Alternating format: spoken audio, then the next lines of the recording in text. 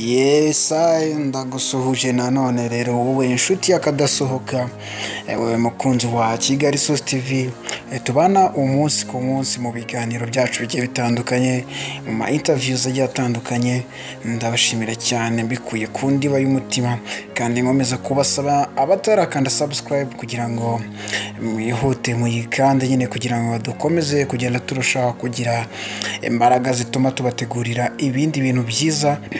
Ndagarutse nanone rero muri The Reality na Run From Them kuri uyu munsi nanone tugiye kuba turebera hamwe motivation zo muri kariyeri yacu mu bikorwa bigiye bitandukanye, aho turebera hamwe ku buzima buba bwararanze icyamamare runaka, tugenda dukuramo n'amasomo yadufasha kugenda turushaho gutera imbere amabanga bagiye bakoresha, yaba abatakiri mu buzima yaba abakiri mu buzima, tugenda tubakuraho ibyitegererezo bigenda bidufasha mu mpano zacu zigiye zitandukanye ndetse n'ubuzima bugiye butandukanye.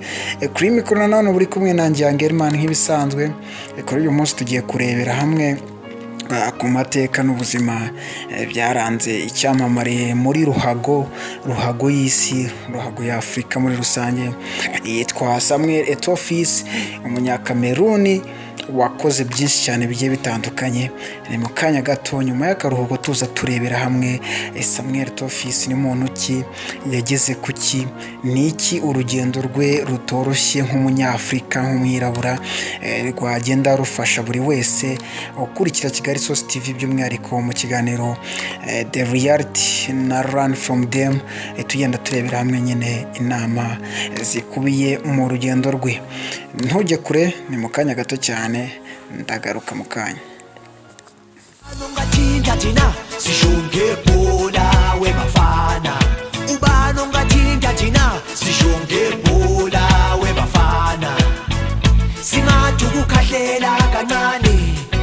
Sijabula nomobani sishonke bola webafana qina wezinsizwa ushono mpempe webakithi qina wezinsizwa ushono mpempe webakithi anogijima ngepole lihle isibuke. Umuhanzi umuririmbyi ati Ibola letu. Iyi ni indirimbo mpamya nashidikanya neza ko abakunzi ba ruhago, abakunzi ba football by'umwihariko ya Afurika, nzi neza ko iyi ndirimbo hari byinshi ibibutsa mu gihe cyayo ubwo football yari ihagaze neza, by'umwihariko amakipe ya Afurika, amakipe nka Cote d'Ivoire, amakipe nka Cameroon, ubwo yagendaga arema ibigwi byayo bigiye bitandukanye. Nayo mpamvu uyu munsi rero nyine twashatse kuganira kuri football, turebera hamwe ku rugendo rw'igihangange muri ruhago muri Afurika ndetse no ku isi yose. Yitwa Samuel Eto'o Fils, umunyakameruni wabaye umwataka w'isi, aba umwataka ukomeye w'ibigwi muri Afurika yacu. Eto'o Fils mu bitego birenga 293 yatsinze mu mikino yose yakinnye kuva yakitwa Samuel Eto'o Fils.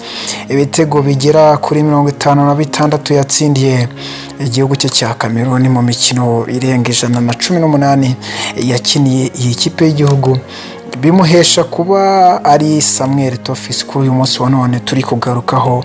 Samuel Eto'o Fils buri wese yagarukaho mu bizazane yagiye ahura nabyo bitandukanye, imbogamizi z'uruhu rwe, irondaruhu yagiye akorerwaho, racisme, ubwo byose yagiye acamo.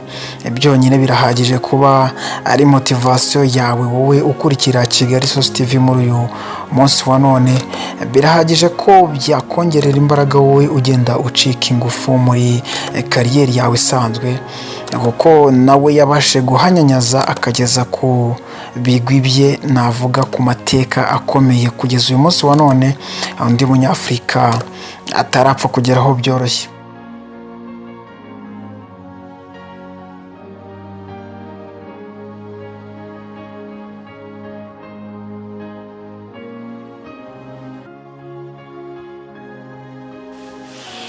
ku myaka 40 ye y'amavuko. Samuel Eto'o ubusanzwe yavukiye mu mujyi wa Douala ni mu gihugu cya Cameroon ndetse abona izuba ku itariki ya 10 z'ukwezi kwa gatatu mu 1981. Ubusanzwe apima metero 1 na santimetero 79. Ku myaka ye mike cyane yari yatangiye akazi, yaratangiye gukinira akademi zigiye zitandukanye.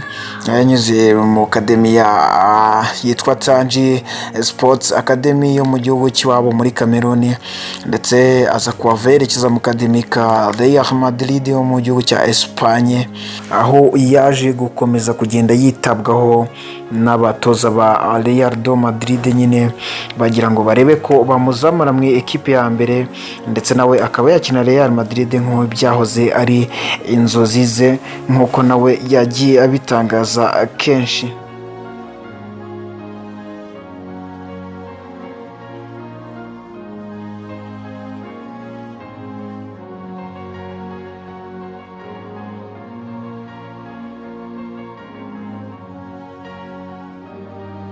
Akigira iyi myaka yigiye hejuru, Samuel Eto'o yahise akinira n'ubundi ikipe ya Real Madrid, ndetse mu mikino 3 yayikiniye akaba nta gitego yigeze atsinda. Aho ni kuva mu 1997 kugeza mu 2000, naho yahavuye yerekeza mu ikipe ya Raganya aho yakiniye kuva mu 2000 kugeza mu 2004, naho aje kuhava yerekeza mu ikipe ya Espanyol, ndetse mu mikino yayikiniye igera kuri 10 nayo akaba nta gitego yigeze ayitsinira.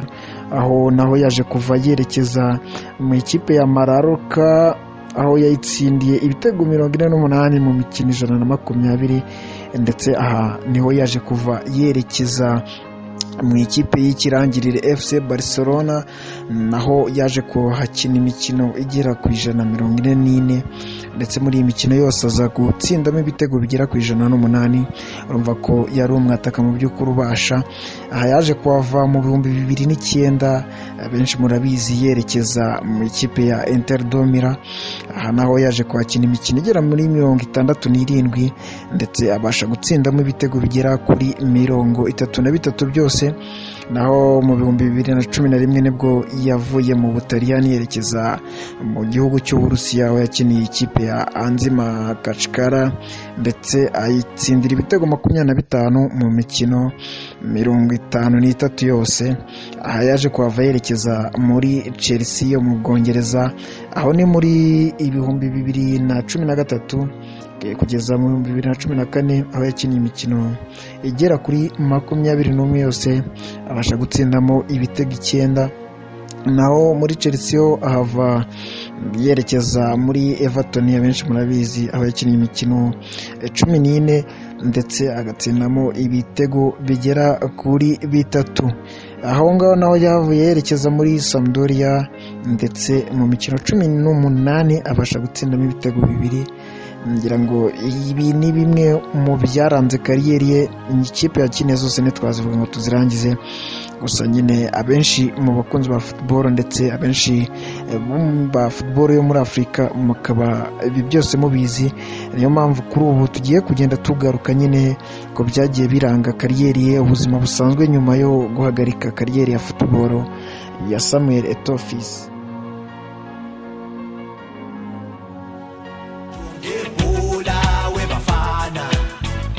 Singathukahlela kancane kuzojabula nobobani, sishuke bhola webafana, qina wezinsizwa ushono bembe webakithi, qina wezinsizwa ushono webakithi. Mu gusoza urugendo rwe muri ruhago cyangwa se mu mukino wa football, Samuel Eto'o yawusoreje mu gihugu cya Qatar, aho yakiniye ikipe yitwa Qatar SC, ndetse ikinira imikino igera kuri 17, abasha gutsindamo ibitego bigera kuri 6. Samuel Eto'o yagiye atwara ibikombe bigiye bitandukanye, ndetse yatwaye ibihembo bigiye bitandukanye ku mugabane wa Afurika, aho yatwaye igihembo cy'umukinnyi w'umwaka, aho no kuva yagitwaye mu 2003 yongera kugitwara yikurikiranyije imyaka 3 yose, ni mu 2003, mu 2004, 2005 ndetse yirenzamo indi myaka yongera kugitwara mu 2010. urumva ko ni ibikombe bigera kuri 4 byose ni ibihembo yahawe nk'umukinnyi w'umwaka, umukinnyi witwaye neza w'umwaka. Ibi mu by'ukuri bigaragaza ko koko yabaye igihangage muri Afurika ndetse no muri records z'abakinnyi babaye ibihangage muri Afurika. Samuel Eto'o aza kuri uru rutonde ku bitego yatsindiye igihugu cye cya Cameroon mu mikino igera kuri 118 yose yitabiriye imikino yose y'igihugu.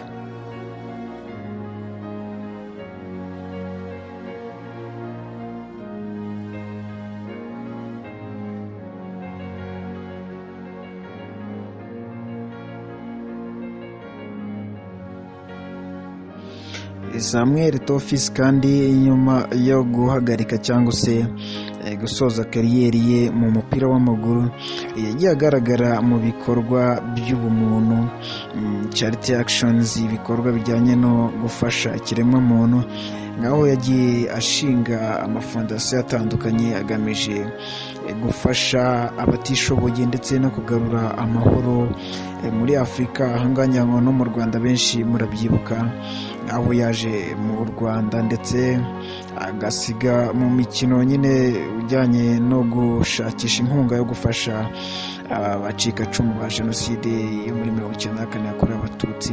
Abenshi murabizi ko habaye umukino hagati y'aba basitari ndetse n'ikipe y'igihugu Amavubi mu gikorwa cya Wondora campaign. Ahanganye ngo abenshi murabizi ko yahavuye ashinze fondasiyo ndetse n'umusore ukiri muto w'umunyarwanda witwa Ndayisaba Fabrice, ikaba yariswe Ndayisaba Fabrice Eto'o Foundation, ndetse akaba ari fondasiyo ishinzwe gufasha abatishoboye by'umwihariko abana. Ndetse no mu 2010 mu gihugu cye cya Cameroon akaba yarashinze fondasiyo yise la Fondation Samuel Eto'o Fils, nayo ikaba yaragiye ikora ibikorwa bigiye bitandukanye bijyanye no gufasha abatishoboye, bijyanye no kugarura amahoro muri Afurika. Agiye kandi agira ubufatanye bugiye butandukanye n'umuryango ONU mu bikorwa byo kugarura amahoro muri Afurika, ariko by'umwihariko nyine intego yari ubumuntu, intego yari ugufasha. Akaba ari nacyo kintu cyagiye kimuranga muri kariyeri ye muri ruhago ubusanzwe.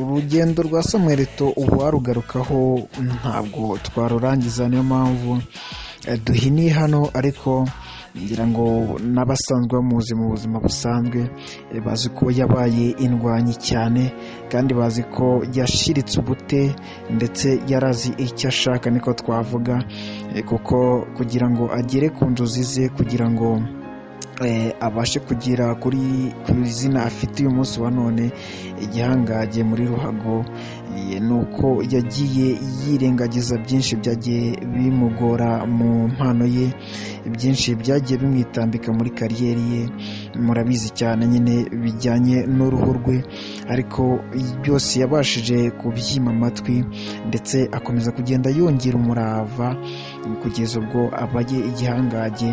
Ushobora kwibaza se wowe ukurikiye Kigali Source muri aka kanya, by'umwihariko wowe mukunzi wa The Reality Learn From Them, ni iki wakigira ku rugendo rwa Samuel Eto'o? Ni iki wakigira ku ntsinzi ya Samuel Eto'o? Ni iki wakigira ku bikorwa bye yagiye agaragaza? Kuko harimo amasomo menshi cyane, harimo byinshi byagenda bigufasha mu nzira zawe ugenda ucamo, harimo ibyagenda biguha imbaraga uyu munsi wa none mu bigenda bikugora ndetse ugasa nk'ucitse intege. The Reality nakagaruka, ndagushimiye cyane wowe utwabanye muri iki kiganiro, kandi nkwibutsa ko gukanda subscribe ari byo biduha ingufu kugira ngo twongere kubategurira ibindi biganiro byiza kandi bigenda bidufasha mu buzima bwacu bwa buri munsi. Uri kumwe nanjye Angelman, ciao ciao, tuzongera dusubire ubutaha.